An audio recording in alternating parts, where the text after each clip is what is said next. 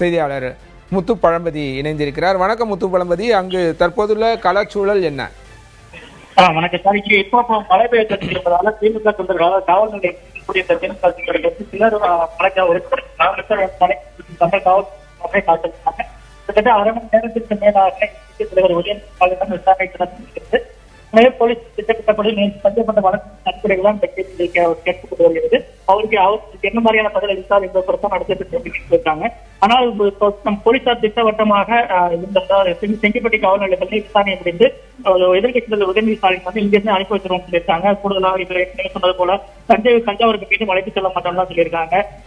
ஏற்கனவே அவர் மீது பதியப்பட்ட 9 வழக்குகள் அடிப்படையில் தான் அவருக்கு கேள்வி கேட்கப்பட்டு வருவதாக தஞ்சை எஸ்பி சுப்பரவரன் தான் விசாரணையை மேற்கொண்டு வர்றாரு. ஏற்கனவே காவல்துறையை பொறுத்தவரையில தஞ்சை கிழக்கு வாசல் காவல் நிலையத்தில் தான் அந்த வழக்கு பதியப்பட்டது. கிழக்கு வாசல் காவல் நிலையத்தில் விசாரிக்க முடியாத இடம் என்பதால் தான் தெற்கு காவல் நிலையத்தை தேர்ந்தெடுத்தாங்க. ஆனால் அங்கு மதியம் முதலே திமுக தொண்டர்கள் குவிய தொடங்கியதால திடீரென போலீசார் திட்டத்தை மாற்றி செங்கிப்பட்டி காவல் நிலையத்தை விசாரணை மேற்கொண்டு வந்தாங்க. முதலில் உதயநிதி ஸ்டாலினும் திமுக தரப்பினரும் நமக்கு விசாரணைக்கு ஒத்துழைக்க மாட்டோம், ஏற்கனவே திட்டமிட்டபடி நீங்க தெற்கு காவல் நிலையத்தில் விசாரணை பண்ணணும் வாக்குவாதத்தில் ஈடுபட்டாங்க. இருந்த போதிலும் அவங்களோட சமரச ஈடுபட்ட போலீசார் அங்கு வந்தால் மேலும் பிரச்சனையாகும், சட்டம் ஒழுங்கு பிரச்சனையாகும், பாதுகாப்பு கேள்வி விடுவாங்க என்ற காரணங்களை கூறி செங்கிப்பட்டி காவல் நிலையத்தில் வைத்து விசாரிச்சுட்டு வர்றாங்க. இந்த விசாரணை வந்து இன்னும் 1 மணி நேரத்துக்கு நடைபெற்று தெரிவிச்சிருக்காங்க. இந்த விசாரணைக்கு பின்னர் அவர் இங்கிருந்து அனுப்பி வச்சிருக்கோம் தான் அவங்க காவல்துறை தெரிவிச்சிருக்காங்க. ஏன்னால் இங்கேயே வந்து என் கூட்டம் அதிகரிக்க தொடங்கிட்டு அவர் அழைச்சிட்டு வரும்போது 100 திமுக தொண்டர்கள் இருந்தாங்க, மக்கள் பிரதிநிதிகள் குறிப்பிட்டிருந்தாங்க. ஆனால் தற்போது நேரம் ஆகமாக தஞ்சாவூரில் இருந்த திமுக நிர்வாகிகள் மற்றும் தொண்டர்கள் அனைவருமே இங்கே புறப்பட்டு வந்துட்டாங்க. இதனால் செங்கிப்பட்டியிலிருந்து கந்தரகோட்டை செல்லக்கூடிய சாலை முழுமையாகவே அந்த திமுக நிர்வாகிகள் மற்றும் மக்களோட கூட்டம் நிறைந்து ஒழியுது. இதனால் இங்க வந்து கிராமங்கள் அதிகம், அந்த கிராமத்தில் உள்ள மக்களுமே வந்து ஒரு 50 கிராம மக்கள் இந்த சாலைகளில் கீழே தொடங்கிட்டாங்க உதயநிதி ஸ்டாலின் பார்க்க வேண்டும் என்பதற்காக. இதனால் இந்த விவகார காலையில் சூர்வடத்துக்கு பின்பாக மக்களும் ஒரு எதிர்பார்ப்பு ஏற்பட்டுச்சு. தஞ்சாவூர் சாலையிலேயும் பார்க்க முடிஞ்சது. செங்கிப்பட்டி விசாரணை தொடர்பாக அந்த மக்கள் புரிஞ்சு வர்றாங்க. இதற்கிடையே மழை பெய்ததால அந்த கூட்டம் கொஞ்சம் சிலர் கலந்துருக்காங்க, பலர் வந்து சாலையிலே மழையை புறப்படுத்தாமல் நிற்கிறாங்க, வீட்டில் எழுப்பிட்டு வராங்க. தற்போது கூடுதலான போலீசார் ஏற்கனவே 100 பேர் மட்டும் குறிக்கப்பட்டிருக்காங்க. இப்போ தொண்டர்கள் கூட்டம் அதிகரித்ததை கருத்து கொண்டு தஞ்சையிலிருந்து கூடுதலான போலீசார் வந்து குறிக்கப்பட்டிருக்காங்க. தொடர்ந்து வந்து அவங்களுடைய தள்ளுமொழி ஏற்பட்ட நிலையில இந்த மழையால தள்ளுமொழி குறைஞ்சு அந்த காவல் நிலையத்துக்கு முன்பாக திமுக தொண்டர்கள் காத்திருக்காங்க. காவல்துறையினரும் அவங்க தடுப்பு மணி ஈடுபட்டிருக்காங்க. இந்த விசாரணை எப்போது முடிவுக்கு வரும், போலீசார் என்ன சொல்ல போறாங்க என்ற எதிர்பார்ப்பு திமுக நிர்வாகிகளுக்கு இருக்கு. அது மட்டுமின்றி தஞ்சை மாவட்டத்தில் நிர்வாகிகள் வந்து பட்டாசு வெடிச்சாங்க. ஏன் பட்டாசு வெடிக்கிறீங்க என்று கேட்ட போது ஏற்கனவே நீதிமன்ற விடுதலை செஞ்சிருச்சு. தமிழக அரசு வந்து ஒரு எல்பிசில உதயநிதி ஸ்டாலின் பொய் வழக்கு புனைய முற்பட்டதை வந்து நீதிமன்றம் வந்து தடுத்துருச்சு அப்படின்னு சொல்லி அந்த மகிழ்ச்சியை வெளியிட்டதாக கூறினாங்க. தொண்டர்களை பொறுத்தவரை நீதிமன்றம் உத்தரவு என்பது ஒரு மகிழ்ச்சியை கொடுத்திருக்கு. அதே நேரத்தில் காவல்துறையினர் வந்து தொடர்ந்து வந்து தங்கள் தலைவர் ஆட்களிப்பதாக அவங்க ஆத்திரம் கொள்றாங்க. ஏன்னா குறிப்பிட்ட நேரத்தில் கூட்டிட்டு வரல, திடீர்னு திட்டத்தை மாத்துறாங்க, வேண்டுமென்றே காலதாமதப்படுத்துறாங்க. நீதிமன்றத்துக்கு அழைச்சிட்டு பாடி ஏன் காவல் நிலையத்தை கூட்டி வரணும், ஏன் அங்கேயே விசாரணை பண்ண வேண்டியதான் கேள்வி எழுப்புறாங்க. தங்கள் தலைவர் வந்து இந்த அரசு திட்டமிட்டு அவமளிப்பாக தொண்டர்கள் எண்ணமா இருக்கு. அது ஒரு பிரதிபலிப்பாகத்தான் எங்க அதிக அளவுல தொண்டர்கள் கொண்டு வர்றாங்க. இல்லை, சென்னை வந்த தஞ்சை காவல் நிலைய அதிகாரிகள் அங்கேயே விசாரணை நடத்தியிருக்கலாம் அல்லவா? அவங்க கைது செய்வதை தொடர்ந்து ரிமாண்ட் செய்யும் எண்ணம் இல்லை என்று நீதிமன்றத்தில் அரசு தரப்பில் தெரிவிக்கப்பட்டிருக்க சூழலில் விசாரணை என்பது சென்னையிலேயே நடத்தியிருக்கலாம்.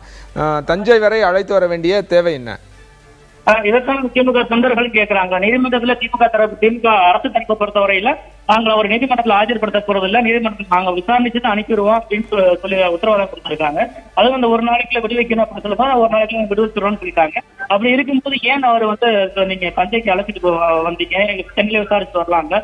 இந்த வழக்குகளுமே பெண் வன்கொடுமை தடுப்பு சட்டம் தவிர இந்த வழக்குகள் எல்லாமே வந்து ஒரு புனையப்பட்ட வழக்குகள் போலதான் இருக்கு. அவதூறு பரப்புதல், ஆபாசமாக பேசுதல், இது பிரிவினை கலர் தூண்டுதல் கிட்ட வழக்கு பிரிவெல்லாம் போட்டிருக்கீங்க. அந்த மாதிரி ஒரு இடத்துலயும் பேசல, திட்டமிட்டே அந்த பொய் வழக்கு போடப்பட்டிருக்கு. அப்படி இருக்கும்போது உதயநிதி ஸ்டாலின் வந்து ஒரு அவமதிக்க வேண்டும், அவர் ஒரு பழிவாங்க வேண்டும் என்ற எண்ணத்தில் தான் சாலையிலிருந்தே காவல்துறையினர் அவர் வந்து தாமதப்படுத்தி அழைச்சிட்டு வர்றாங்க. திட்டமிட்டபடி தெற்கு காவல் நிலையத்துக்கு அழைச்சிட்டு செல்லாம செங்கிப்பட்டி காவல் நிலையத்துக்கு அழைச்சிட்டு வந்திருக்காங்க என்றுதான் சொல்றாங்க. அதே வேளையில இது உதயநிதி ஸ்டாலினை பொறுத்தவரையில ஒரு அரசியல ஒரு முக்கியமான இடமா தான் பார்க்கப்படுகிறது. அவங்க முன்னாள் முதலமைச்சர் கருணாநிதியா இருக்கட்டும், பின்னர் ஸ்டாலினா இருக்கட்டும், அவங்க இளமை காலகட்டத்துல வந்து சிறை என்பதும் கைது என்பதும் ஒரு முக்கிய அடுத்த கட்ட வளர்ச்சிக்கு வந்து ஒரு முக்கிய பங்கா இருந்துச்சு. இப்போ கருணாநிதி எல்லாம் 16 வயசுல கையில கொடி ஏந்திட்டு திருவாரூர் வீதியில ஓடும்போது அவருக்கு போலீசார் கைது பண்ணும்போது அது ஒரு அரசியல் அங்கீகாரமா இருந்துச்சு. அதே போல ஸ்டாலின் வந்து மிசா சட்டத்துல சிறைக்கு போகும்போது அவருக்கு ஒரு அரசியல் வந்து பிற்காலத்துல வந்து பெரிய பங்களிப்பா பேசப்பட்டது. ஆனால் அந்த வழக்குகளோட ஒப்பிடும்போது பெரிய வழக்குகள் இல்லாவிட்டாலும் இந்த கைது இருந்து உதயநிதி ஸ்டாலின் அடுத்த கட்ட ஒரு வளர்ச்சிக்கான இமேஜை கொடுத்திருக்கின்ற திமுக நிர்வாகிகள் நினைக்கிறாங்க. ஏன்னா இதற்கு முன்பாக உதயநிதி ஸ்டாலினுக்கு இது போன்ற ஒரு நிகழ்வு நடந்ததில்லை. இந்த சம்பவத்தை வந்து திமுக நிர்வாகிகள் வந்து அவருக்கான வளர்ச்சியாக பாக்குறாங்க. இது வந்து அரசியலே வந்து அடுத்த கட்டத்துக்கான ஒரு நகர்வு, தலைமை பண்புள்ள ஒரு தலைவருக்கான பெரிய அளவிலான அங்கீகாரம் இல்லாம இருக்கு சொன்னாங்க. இந்த கைது நடவடிக்கையும் இன்னைக்கு தொண்டர்களுக்கு ஏற்பட்ட எழுச்சி வந்து ஒரு அடுத்த கட்ட வளர்ச்சிக்காக பார்க்கப்படுகிறது. அப்படிப்பட்ட சூழலில் தான் தொடர்ந்து செங்கிப்பட்டி காவல் நிலையம் முன்பாக அந்த தொண்டர்கள் குவிந்து வர்றாங்க. புதுக்கோட்டை, திருச்சி, தஞ்சை, திருவாரூர் உள்ளிட்ட மாவட்டங்களில் சேர்ந்த தொண்டர்கள் அதிக அளவில் பார்க்க முடியுது. அதே போல அந்த பகுதி எம்எல்ஏ டெல்டா வந்து திமுகவுக்கு பெரிய பக்கபலமாக இருந்த இந்த தேர்தலில் முழுக்க திமுகவின் கோட்டை என்பதை நிரூபித்தாங்க. தஞ்சையில் அந்த ஒரு தொகுதி தமிழக வெற்றி கழகத்தை ஜெயிச்சதை தவிர மற்ற தொகுதிகள் பெரும்பாலும் திமுக தான் வெற்றி பெற்றிருந்தாங்க. அப்படிப்பட்ட சூழலில் அந்த டெல்டாவில் நேற்று பேசிய பேச்சுக்காக இன்று கைது செய்யப்பட்டு இங்கு அழைத்து வரப்பட்டிருந்தது. இந்த டெல்டா மாவட்ட திமுக நிர்வாகிகள் வந்து மேலும் ஒரு எழுச்சியை செய்திருக்கு அப்படின்னு சொல்றாங்க. அதன் பிரதிபலிப்பாக அந்த மக்கள் கூட்டமா வர்றாங்க. ஆளுங்கட்சியா இருக்கும்போது உதயநிதி ஸ்டாலின் பார்த்துட்டு இருக்காரு. எதிர்கட்சியா இருக்கும்போது இவங்க தொண்டர்கள் வந்து நாங்க வர்றோம்னா அது காரணம் வந்து அவருக்கு அடுத்த தலைவருக்கான அங்கீகாரம் அவர் கொடுத்ததா இருக்கு. அது இல்லாம இந்த ஆளுங்கட்சி பொய் வழக்கு போட்டிருக்கு. அதுக்கு தக்க பாடத்தை கொடுக்கணும். நீதிமன்றம் ஏற்கனவே ஒரு பாடத்தை கொடுத்துருச்சு. இருந்த போதிலும் எங்களோட ஆதரவு தெரிவிச்சு அந்த பாடத்தை போட்டுறதுக்கான வந்திருக்கோம்னு சொல்றாங்க. இன்னும் அரை மணி நேரம் 1 மணி நேரத்துல அந்த விசாரணை வந்து முழுமையாக நிறைவடையும் என்றுதான் காவல்துறை தெரிவிச்சிருக்காங்க. அதற்கு பின்பு தொடர்ந்து தொண்டர்கள் வந்துட்டே இருக்காங்க. அது மாதிரி மக்கள் வந்துட்டு இருக்காங்க. அந்த முடிந்த பிறகுதான் உதயநிதி ஸ்டாலின் வெளியிட்ட செய்தியாளர் சந்தித்து பேசும்போது என்ன சொல்ல போயிட்டார், போலீசார் என்ன மாதிரியான கேள்விகளை கேட்டாங்க, இவர் என்ன பதில் சொல்றாரு என்பது தெரிய வரும். அடுத்து காவல்துறையினர் இந்த வழக்கு அடுத்த கட்டமா எப்படி கொண்டு செல்ல போறாங்க. ஏன்னா நீதிமன்றத்தை ஆச்சரியப்படுத்தலன்னு சொல்லிட்டாங்க. ஏற்கனவே பதியப்பட்ட வழக்கின் அடிப்படையில் நீதிமன்றத்தில் வந்து குற்றப்பத்திரிகை தாக்கல் பண்ணுவாங்க என்பது தெரிய வரும். நாளை வந்து ஒருவேளை உதயநிதி ஸ்டாலின் சட்டசபைக்கு வந்தாருன்னா இந்த பிரச்சனை பெரிய லெவலில் எடுத்து பேச வாய்ப்பு இருக்கு. திமுக எம்எல்ஏக்கள் 50-55 பேர் இருக்காங்க. அவங்களுமே சட்டப்பேரவையில் இந்த பிரச்சனை உதயநிதி ஸ்டாலின் கைது செய்யப்பட்ட பிரச்சனை வந்து வீரியமாக எடுத்து சென்று வாக்குவாதத்தில் ஈடுபடும் வாய்ப்பு இருக்கு சார்.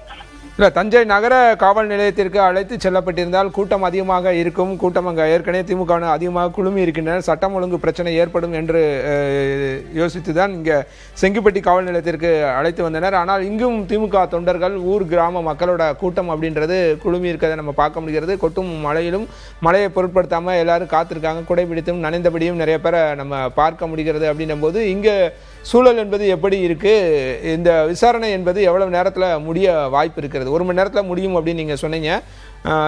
எத்தனை மணிக்குள்ளாக முடிந்து அவர் சென்னை திரும்புவதற்கான வாய்ப்பு இருக்கு? ஏன்னா சென்னைக்கு கடைசி விமானம் என்பது 9:50 மணிக்கு கடைசி விமானம் இருக்கிறது. அதற்குள் விசாரணை முடிந்து அவர் வருவதற்கான வாய்ப்புகள் இருக்கிறதா?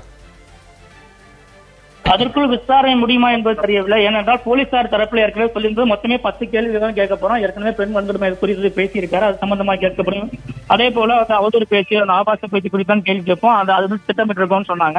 ஆனால் அவங்க திட்டத்துல வந்து பல்வேறு மாற்றங்கள் ஏற்பட்டிருக்கு. இப்போ ஏற்கனவே கிளர்ச்சி காவல் நிலையத்தெல்லாம் மறுபடியும் விசாரிச்சிருக்கணும். ஆனால் அங்க வந்து பாதுகாப்பு பிரச்சனைகள் ஏற்படும் குறுகிய இடமா இருக்கு என்பதால் தான் வந்து தெற்கு காவல் நிலையத்துக்கு மாற்றினாங்க. தெற்கு காவல் நிலையத்திலையும் 3 மணிக்கு மேலாகவே அந்த திமுக நிர்வாகிகளும் தொண்டர்களும் குவிய தொடங்கிட்டாங்க. அந்த பகுதியை முழுமையாக போக்குவரத்து தடை செஞ்சு போலீசார் தங்க கட்டுப்பாட்டுல கொண்டு வந்தாங்க. 1000க்கும் மேற்பட்ட போலீசாரை கூச்சாங்க. இருந்த போதிலுமே அவங்க தொண்டர்களுக்கு கூட்டம் வர அதிகமானதால அங்கே உதயநிதி ஸ்டாலினை கூட்டு போனா ஏதாவது பிரச்சனை ஏற்பட வாய்ப்பு இருக்கு, சட்ட ஒழுங்கு பிரச்சனை ஏற்பட வாய்ப்பு இருக்கு என்பதால் தான் செங்கிப்பட்டி காவல் நிலையம் அழைச்சிட்டு வந்திருக்காங்க. போலீசாரின் முதல் திட்டமாக இருந்தது ஒரு அரை மணி நேரம் 1 மணி நேரத்தில் விசாரணை முடிச்சுட்டு அனுப்பிடலாம் என்பதுதான். ஆனால் வந்த உடனே திமுக தரப்பினரும் ஒரு வாக்குவாதத்தில் ஈடுபட்டாங்க. நாங்க இங்க விசாரணைக்கு ஒத்துழைக்க மாட்டோம்னு சொன்னாங்க. ஏன்னா நீங்க சொன்ன இடம் ஒண்ணு, அழைச்சிட்டு வந்த இடம் என்ன, உங்க எங்களுக்கு அதனால நாங்க ஒத்துழைக்க மாட்டோம்னு சொன்னாங்க. அதன் வந்து சமரச பேச்சுவார்த்தைக்கு பின்பு ஒரு எடுத்து கூறினாங்க. இங்க ஒரு பிரச்சனை இருக்கு, சட்ட ஒழுங்கு பிரச்சனை வரும், நீங்க ஒரு கட்சி தலைவராக இருக்கீங்க, விசாரணைக்கு பிள்ளைங்கன்னு சொன்ன அதுக்கப்புறம் தான் ஒத்துக்கிட்டு ஒரு அரை மணி நேரம் விசாரணை நடத்திட்டு வருது. தஞ்சை எஸ்பிஐ சுந்தரவர்தன் விசாரணை மேற்கொண்டு வர்றாரு. ஏற்கனவே சொன்னது ஒரு 10 கேள்விக்குள்ளதான் இருக்குன்னு சொன்னாங்க. தொடர்ந்து விசாரணை அடுத்தடுத்து அவர் என்ன மாதிரி பதில் சொல்றாரு, என்ன கேள்வி கேட்கறாங்க. ஏன்னா அவர் திட்டவட்டமா நான் வந்து எந்த ஒரு தவறான இடத்துல நான் பேசலன்னு உதயநிதி ஸ்டாலின் இருக்கேன் வெளிப்படையா சொல்லியிருக்காரு. நான் வந்து எந்த ஒரு தவறான அர்த்தத்துல பேசல, நான் காவிரி நீர் பத்தி தான் பேசினேன், அது காவிரி பிரச்சனை குறித்து தான் பேசினேன். அவனை கடந்து வந்து நான் இனி இவ்வளவு பிரச்சனை பேசினேன், அதெல்லாம் விட்டுட்டு திட்டமிட்டு இந்த சில கருத்துக்களை மட்டும் எடுத்து வச்சு பொய் வழக்கு போட்டிருக்காங்கன்னு சொல்றாங்க. அதனால போலீசார் கேட்கக்கூடிய கேள்விக்கு அவர் என்ன மாதிரி பதில் சொல்றாரு அது பின்புதான் தெரிய வரும். ஆனால் இப்ப உள்ள சூழலை பார்க்கும்போது இந்த செங்கல்பட்டுல இருந்து விமான செல்வதாருன்னா குறைந்தபட்சம் 3/4 மணி நேரம் ஆகும். இப்போ மணி 7:45 மணி ஆயிடுச்சு. ஒரு 8:30 மணிக்குள்ள அவர் வெளியில விசாரணை முடிச்சு அனுப்புனா தான் அவர் திருச்சி விமான நிலையத்துக்கு செல்லலாம். அவர் சாத்தியமா என்பது தெரியவில்லை.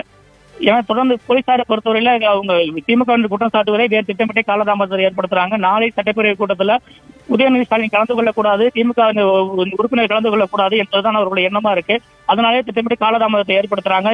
இந்த விவகாரத்துல நீதிமன்றம் தலையிட்டு அவரை இன்றைக்குள் விடுவிக்க வேண்டும் என்று சொன்னதன் அடிப்படையில் தான் தமிழக அரசு கொஞ்சம் கேட்டு வாங்கி நாங்கள் விசாரணை அனுப்பணும்னு சொல்லியிருக்காங்க. அதனால நாளைக்கு சட்டப்பேரவை கூட்டத்துல கூட்டத்துக்காக விமானத்தில் வருவதற்கு சற்று சந்தேகம் தான் சார். கிட்டத்தட்ட 1 மணி நேரத்திற்கு மேலாக விசாரணை என்பது நடைபெற்று வருகிறது. 6:50 மணிக்கு தொடங்கிய விசாரணை என்பது தற்போது மணி 7:50 கடந்து சென்று கொண்டிருக்கும் இந்த சூழலிலும் விசாரணை நடைபெற்று வருகிறது. 1 மணி நேரத்திற்கு மேலாக நீடிக்கிறது. நீங்கள் குறிப்பிட்டபடி 10 கேள்விகள் அப்படின்னு எடுத்துக்கிட்டா கூட அந்த விசாரணை என்பது எத்தனை மணி வரை நீடிக்கும் என்பது தெரியவில்லை. அதை பொறுத்திருந்து தான் பார்க்கணும். உங்களுடைய தகவல்களுக்கு நன்றி முத்துப்பழம்பதி. நன்றி சார்.